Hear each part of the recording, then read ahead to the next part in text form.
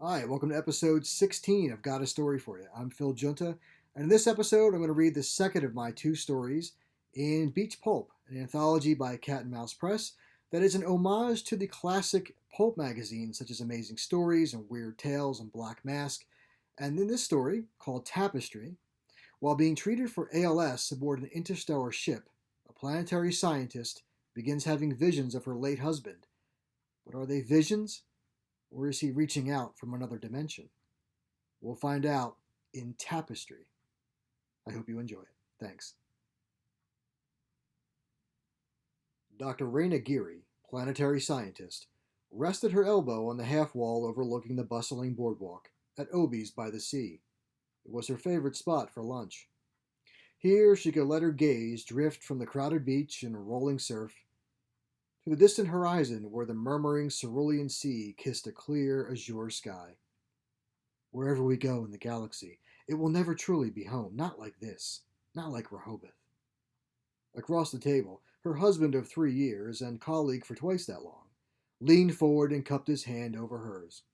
I know it's heartbreaking to leave, but it's even worse to suffer the effects of global food shortages, ocean dumping, and overpopulation. We both know it'll only get worse. Once we're settled aboard ship, we can finally start the family we always wanted. We'll reach a new world in our lifetime. Imagine being among the first to live on an exotic beach overlooking an alien sea. Raina nodded. That could be amazing. Intellectually, she knew Devon was right, but she didn't feel it. I just don't want to think about it until next week. For now, let's enjoy our town while we still can. Agreed. Walk on the beach after lunch? A blaring klaxon cut off Raina's reply. She opened her eyes and drew in a sharp breath. Clutching her stomach with a quivering hand, Raina rolled over onto her side, wheezing from yet another anxiety attack. She slapped the touchscreen on her bedside table to shut off the alarm. This had become an almost daily routine since she began dreaming about Devon 2 weeks ago. But this attack was the worst yet, and she knew why.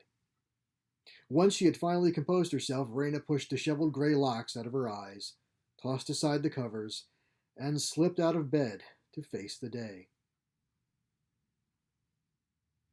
Captain Ethan Geary stood in his mother's quarters aboard the generation ship Sagan and watched the sun climb leisurely between gossamer clouds above a sparkling sea. The silhouette of a cargo ship drifted across the horizon while three seagulls circled above the empty beach below before landing at the edge of the surf. Ethan heard his mother emerge from the kitchen behind him, but kept his gaze fixed on the digital tapestry. Delaware coast? Raina stood beside him. Rehoboth Beach, to be exact. I programmed it last month. Your father and I lived there for several years before you were born. That was our view almost every morning. I miss it almost as much as I miss him. She turned away. Breakfast is served, Space Cadet. Ethan stepped over to the dining nook to find a plate piled high with pancakes in the center of the table. He pulled out a chair and motioned for Raina to sit.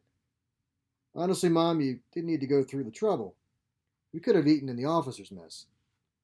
I made pancakes for you a few days after we lost your father, remember? Ethan nodded solemnly as he took a seat across from her. 30 years ago today. I didn't forget, Mom. It seemed appropriate that we share the same breakfast again. Ethan raised his glass of orange juice. To Dad. And you. Raina lifted her coffee cup and tapped it against his glass. They observed a moment of silence, during which Ethan glanced at the sun hovering high above Rehoboth Beach, before speaking again. There's something else I meant to bring up before, but never found the opportunity. Uh-oh. Sounds serious. It's about what Dr. Amoya asked you at your first nanotherapy appointment. Whether I want to be put into cryonic stasis when my ALS reaches the point of no return, in the hopes that a cure will someday be found. It's just something to think about. I don't need an answer immediately. Apparently you do. Otherwise, why bring it up today of all days? Raina finished her coffee and set the cup on the table. Here we are, sharing breakfast before this gorgeous sunrise, aboard a starship whose purpose is to carry the human race to a new world, yet all you want to do is talk about my eventual demise. Just the opposite, Mom. Our mission is to offer a second chance at life for the human race. That includes you. I can't think of anyone more deserving. And I'm not just saying that because you're the captain's mother. After all, you and Dad worked together to map this ship's course to a new Earth. They ate quietly for another minute before Raina finally replied, I'll think it over. Of course, if I suddenly drop dead before then, all bets are off. You have a way with words, Mom. Comes with age, Space Cadet. Well, just one favor. Please don't call me that in front of the crew. I can't make any promises. Lying on her side atop the examination table, Raina flinched as the cold metal of the nanite injector pressed against the back of her neck, and a few seconds later, against the base of her spine. Sorry, Doctor. Rutan Moya, the ship's chief medical officer, pulled the injector away and straightened Raina's blouse. Nanotherapy is not the most comfortable procedure, but the good news is that your body is accepting the treatment. You can sit up now. Raina pushed herself up with relative ease. Well, I couldn't do that a month ago. But there's no way these microscopic robots floating around in my system can cure me? Not yet, but we're working on it. Amoya leaned back against the counter. So far, the disease is staying ahead of the treatment. As we discussed before, the nanites are programmed to stimulate the motor neurons from your brain to your spinal cord, and from there out to your muscles, thereby slowing their degeneration. But until such time as we can determine how to reverse that degeneration permanently, this is the best we can do. If we don't find a cure in time, I did confirm that you're eligible for cryostasis if you so choose. Raina twisted her mouth into a wry grin. Confirm that with the captain, did you? Alone in her quarters, Raina took a sip of synthetic wine and stared at the surging whitecaps lapping onto the sands of Rehoboth Beach, recalling her breakfast conversation with Ethan. All you want to talk about is my eventual demise. She'd stopped weeping minutes before and wiped her face with a napkin. Seems that's all anyone wants to talk about anymore. When her vision cleared, Raina shot forward in her seat and narrowed her eyes at the tapestry. A trim young man, no older than 35, stood at the edge of the water, staring at the boats on the horizon. His bronze skin appeared even darker in contrast against his yellow t-shirt and khaki shorts. Who the hell are you, and what are you doing in my program? As if in response to her thoughts, the man turned and made his way up the beach, straight toward Raina. As he grew near, recognition dawned on her. It took another second for the shock to catch up with her brain. In that time, he had closed the distance and now stood as if on the other side of a glass door. With a smile, he reached out to her, his hand passing through the wall and into the room. Raina screamed. Ethan dashed into his mother's quarters before the doors had fully parted. The medical team was just finishing their examination. Report, medic. Raina waved her hand. It's all right, Captain. I'm fine. Just had a bad dream, that's all. The senior of the two medics explained that the infirmary had received an alert from Raina's health implant, indicating a rapid pulse and sudden increase in blood pressure and adrenaline. She seems to be fine now, sir, but we gave her a mild sedative to help her rest. Thank you. With that, the medics departed, and Ethan took a seat beside his mother. How are you feeling now? I said I'm fine. So tell me about this bad dream. There was no dream. I just told them that. Then what really happened? Raina sighed and rubbed the bridge of her nose. You won't believe it. Try me. Your father was here. Ethan stared at her in silence for a moment. Here? In your quarters? In the Tapestry. Which one, Rehoboth Beach? Raina nodded. You were dreaming. I was wide awake, sitting here enjoying the sights and sounds of our old hometown, when he just appeared at the water's edge and trudged right up to the wall. And you didn't program an image of Dad into the tapestry? Don't you think I'd remember if I did? I'm not that old. Ethan held up his hands. Just making sure. Then let's fire it up and take a look. Raina hesitated before pressing a button on the arm of her chair. On the wall before them, the sun peeked over the horizon, casting its saffron reflection on a softly undulating sea and illuminating a deserted stretch of beach. Wait for it. Minutes passed. Dense clouds briefly obscured the sun. The dorsal fins of 4 dolphins broke the surface, then submerged again. It should have happened by now. You told me that you've been dreaming about Dad on and off for the past few weeks. Yesterday was the anniversary of his death. It's only natural that he's been on your mind more than usual lately. But he reached out to me. Ethan stood and made his way toward the door. I have to get back to the bridge. I'll stop by to check on you later. No need. She turned off the tapestry. Maybe you're right, Space Cadet. It was probably just a dream. Sorry for the scare. Raina found herself seated alone on the screened porch of the royal tree, astonished to see the place deserted on such a sweltering summer day. She glanced up just as Devon emerged from the entrance and placed 2 sundaes on the table before sliding into the chair across from her. Raina leaned forward. I don't recall ever seeing business this slow here. I prefer it this way. Devon pointed his spoon at her sundae. And I can't believe you still like butterscotch over mint chocolate chip. Yuck! Don't knock it until you try it. Either way, I bet you can't get ice cream like this aboard the Sagan. Raina plunged her spoon into her sundae. You got that right. Wait, what did you say? Why did you run away when I came to see you yesterday? What are you talking about? You screamed and turned off the tapestry. I might not be the most attractive guy, but you did marry me. Raina's spoon clattered to the table. I thought you were a ghost. Devon swallowed a mouthful of his dusty road sundae. Why would you think that? Because I watched you die when that plasma jet exploded in orbit 30 years ago. It's been that long? Devon looked away for a moment. That explosion didn't kill me. It opened some kind of portal to another dimension, and I was pulled through. It wasn't long before I realized that I could manipulate my reality here through sheer thought. Don't ask me to explain it. It was chaos at first. I thought I was going insane. It felt like forever before I learned how to control it, but I finally did. Then I decided to recreate the town we once called home. This is Rehoboth Beach, long before conditions on Earth deteriorated. It's nearly perfect in every detail, but it's missing one thing. What's that? You. He took her hand in his. He felt warm, alive. Raina squeezed his fingers. Some time ago, I discovered how to reopen the portal at will. No explosion necessary. That's how I was able to reach out to you, through the tapestry. So you can come back. Devon shook his head. I've lived here too long. If I re-enter your reality, I'll be dead within hours. But I can come here? Yes. Devon, I'm being treated for ALS. They've slowed its progress, but they can't reverse it. Ethan and Dr. Amoya are trying to convince me to enter cryostasis until a cure is found. If I come here, what will happen to me? You'll be able to change your reality as I did, shape your own destiny.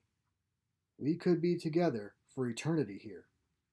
Will I be young again? That all depends on you.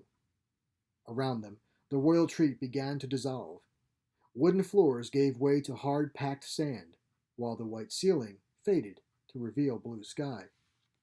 Husband and wife stood facing each other along the water's edge.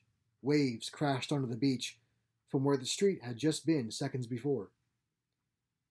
The Sagan is nearly out of range. I can only open the portal for short periods, maybe only one more time. As Devon stepped back, a wall materialized between them. He placed his open hand against it. Raina did the same. Devon, no, please don't leave me again. She awoke with a jolt, slumped on the easy chair facing the tapestry, but the only response to her plea was the shriek of passing seagulls above an empty beach. Later that morning, Raina sat on the edge of the examination table as Dr. Umoya prepared her injection. After a few minutes, she yawned and lay back. Umoya glanced over his shoulder. Are you feeling all right? I noticed your eyes were bloodshot when you came in. Doctor, has anyone reported any bizarre side effects to nanotherapy? Such as? Ever since I started these treatments, I've been having vivid dreams about my late husband. In one case, I actually saw him while I was wide awake. Umoya shook his head. To my knowledge, nothing like that has ever been reported. That's what I thought. But then everyone reacts differently while their bodies adjust to treatment. Let me know if these experiences continue. For now, I can give you something to help you sleep. Raina responded with a desultory wave as she rolled onto her side. No, I'll be all right. This time, she didn't react as Amoya administered the injections. Have you come to a decision on the cryostasis? Been thinking about that. And depending on how long I'm in cold storage, there's a good possibility that if or when I'm revived someday, most of the people I know will be long gone.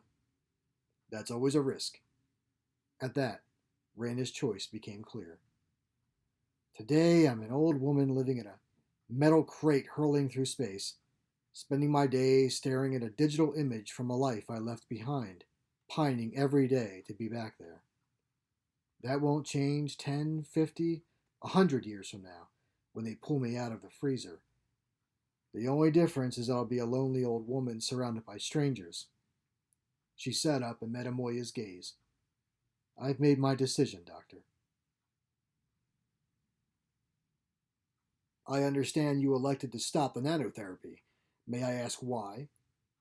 Once again, Raina's sitting room was bathed in the golden radiance of the morning sun. She sat before the tapestry, staring intently and ignoring Ethan's looming presence. Finally, he moved in front of her, hands clasped behind him. Raina rose from her seat under his fuming scowl. I knew you'd come charging down here sooner or later. Let's be honest, Space Cadet.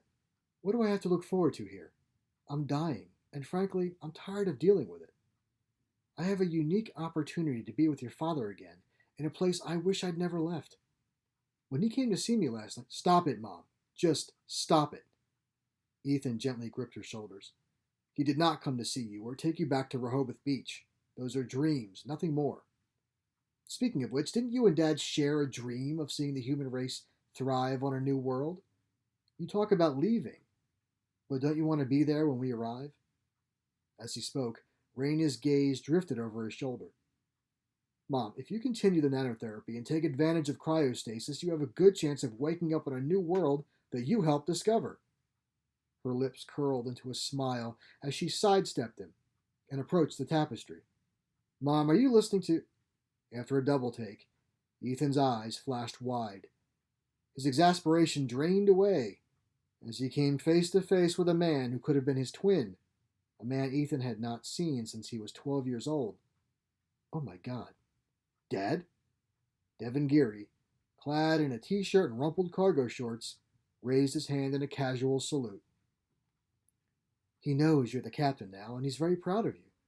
Raina placed a hand on her son's arm. I have to go, Space Cadet. I don't have time to explain. Let's just say I'd much rather spend the rest of eternity with your father under the summer sun than alone in the deep freeze. Would you deny me this? Of course not, but I don't understand. Where are you going? That's just a digital projection, isn't it? Someday, I hope you'll join us, but not too soon. Save the human race first. Rehoboth Beach will always be there. With that, Raina embraced her son, kissed him on the cheek, and stepped through the tapestry. The bikini-clad woman walking beside her husband on the sands of Rehoboth Beach no longer feared any debilitating illness. With youthful hands unmarred by age spots, she scooped up a pair of seashells, marveled at her supple legs, and reached up to twirl soft, wind-blown locks of auburn. In the distance to the north, two familiar concrete towers, monuments to an ancient war that never reached these shores, stood shrouded in the rippling haze of summer heat.